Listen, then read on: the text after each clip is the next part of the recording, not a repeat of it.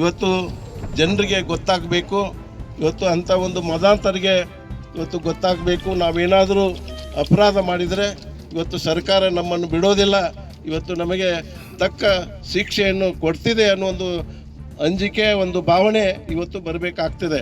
ಯಾಕಂತ ಹೇಳಿದ್ರೆ ಇವತ್ತು ಕಾನೂನು ಯಾರು ಮುರಿತಾರೆ, ಕಾನೂನನ್ನು ಯಾರು ಕೈಗೆ ತೆಗೆದುಕೊಳ್ತಾರೆ ಅವರಿಗೆ ಇವತ್ತು ಈಗ ಅಪರಾಧ ಮಾಡಿದಂಥವ್ರಿಗೆ ಶಿಕ್ಷೆಯನ್ನು ಕೊಟ್ಟಾಗ ಮಾತ್ರ ಬೇರೆದವರಿಗೆ ಅದರ ಭಯ ಗೊತ್ತಾಗ್ತಿದೆ.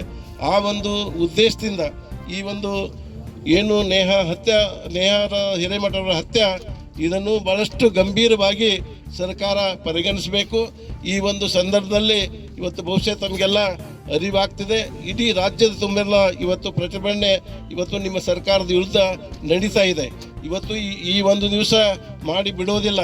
ಎಲ್ಲಿವರೆಗೆ ನೀವು ನಿಮ್ಮ ನಿಲುವನ್ನು ಬದಲಾವಣೆ ಮಾಡಿ ಯಾವಾಗ ಕರ್ನಾಟಕ ರಾಜ್ಯದಲ್ಲಿ ಅನ್ಯಾಯ ಆಗ್ತಿದೆ ಅದನ್ನು ಗಂಭೀರವಾಗಿ ಪರಿಗಣಿಸಿ ಅದಕ್ಕೆ ತಕ್ಕ ಶಿಕ್ಷೆ ಕೊಡುವ ಒಂದು ಭಾವನೆ ನಿಮ್ಮಲ್ಲಿ ಬರೋದಿಲ್ಲ, ಅಲ್ಲಿವರೆಗೆ ಇವತ್ತು ಈ ಹೋರಾಟ ಇವತ್ತು ಚಾಲ್ತಿಯಲ್ಲಿ ಇರ್ತಿದೆ ಅನ್ನೋ ಒಂದು ಮಾತನ್ನು ಹೇಳ್ತಾ, ಈ ಒಂದು ಸಂದರ್ಭದಲ್ಲಿ ಬಹುಶಃ ತಮಗೆಲ್ಲ ಗೊತ್ತಿದೆ, ಹಿಂದೆ ನಮ್ಮ ರಾಷ್ಟ್ರೀಯ ಅಧ್ಯಕ್ಷರಾಗಿರ್ತಕ್ಕಂಥ ನಡ್ಡಾರವರು ಕೂಡ ಈ ಕೇಸನ್ನು CBI ಕೊಡಬೇಕನ್ನೋ ಒಂದು ಒತ್ತಾಯವನ್ನು ಮಾಡಿದ್ದಾರೆ.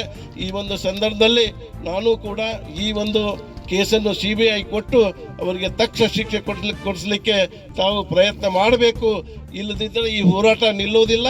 ಎಲ್ಲಿವರೆಗೆ ಇವತ್ತು ನಿಮ್ಮ ಈ ಒಂದು ಭಾವನೆ ಬದಲಾವಣೆ ಆಗೋದಿಲ್ಲ ಅಲ್ಲಿವರೆಗೆ ನಾವು ಹೋರಾಟ ಮಾಡ್ತೇವೆ ಅನ್ನೋ ಒಂದು ಮಾತನ್ನು ಈ ಸಂದರ್ಭದಲ್ಲಿ ಹೇಳಲಿಕ್ಕೆ ಬಯಸ್ತೇನೆ.